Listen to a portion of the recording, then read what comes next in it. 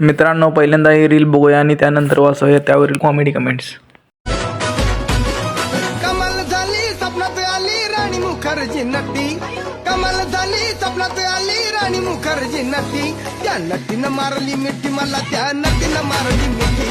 त्या नटीनं मारली मिठी मला, त्या नटीनं मारली मिठी. तो चलिए शुरू करते हैं. दाबून मतदान झालेलं दिसतंय. वाह क्या सीन है. जिल्ह्यापेक्षा तालुकाच मोठा आहे की राव. अभी मजा आएगा ना भिड़ो.